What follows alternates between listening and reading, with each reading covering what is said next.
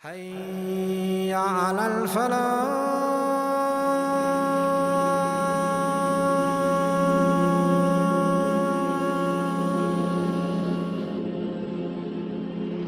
Shuaib is one of the 4 Arab prophets, and his story is very significant. Shuaib alayhi salam was sent to a people in a place called Midian. Shuaib alayhi salam was from the people of Midian, because Allah says, and to Midian, their brother Shuaib, we sent him to them. They worshipped idols. They worshipped many different idols. He said, "O my people, don't worship any other Lord but Allah alone." Why do you worship several gods when Allah is your creator? Not only that, the people of Shuaib had for the first time, a crime that has not yet been mentioned in the Quran for other people before. The people of Midian, what did they do? They actually were extortionists. They extorted people for their money.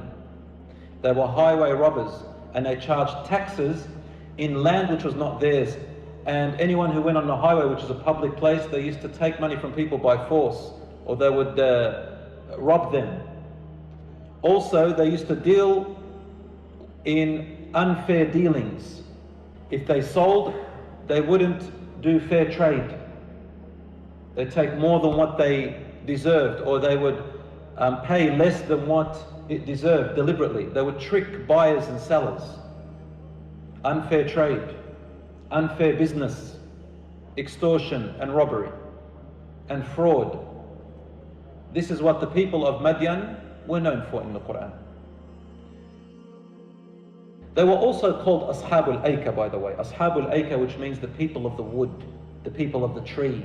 And what they used to do was that they used to believe wood, trees, forests or trees had special significance spiritually. They believed that souls of their ancestors resided in them, and that they could get blessings from these trees. They used to hang their utensils, their weaponry, their clothing sometimes, whatever they had, to seek blessings from these trees in what resides within them, spirits that reside within them. They believed in one God, but they made partners with Allah, and so they lost their way. So not only did Allah send him because of the polytheism, he sent them also because of this corruption, economic corruption. And Allah does not take these matters lightly.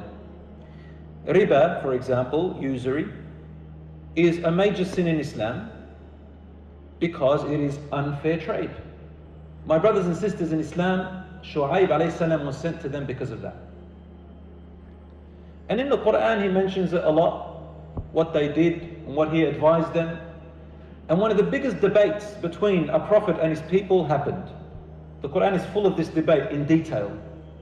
Some of the examples of this debate were that they considered themselves educated, technologically advanced, very intelligent, and they considered themselves on the right path.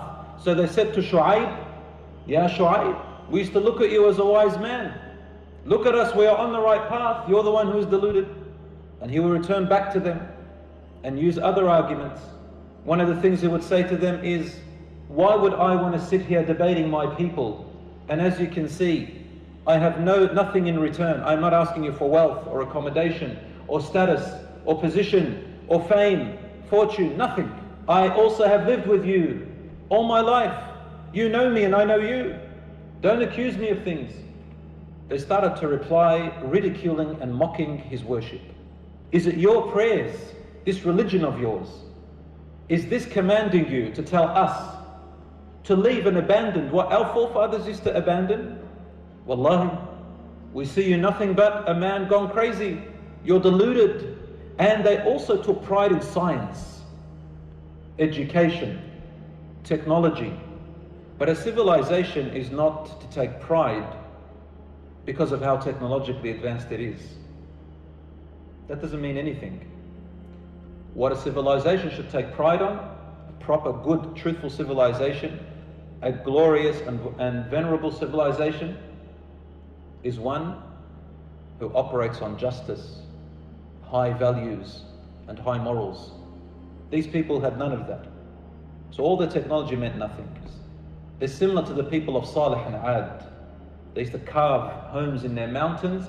They inherited that technology from their forefathers. Shuaib alayhi salam tried endlessly with them, until finally they came with what all the other people came towards their prophets. They challenged him.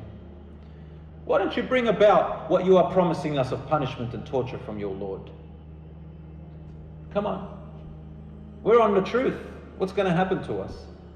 When they said this to Shuaib, Allah subhanahu wa ta'ala said it was justifiably their choice to suffer the consequence as a result of their own action.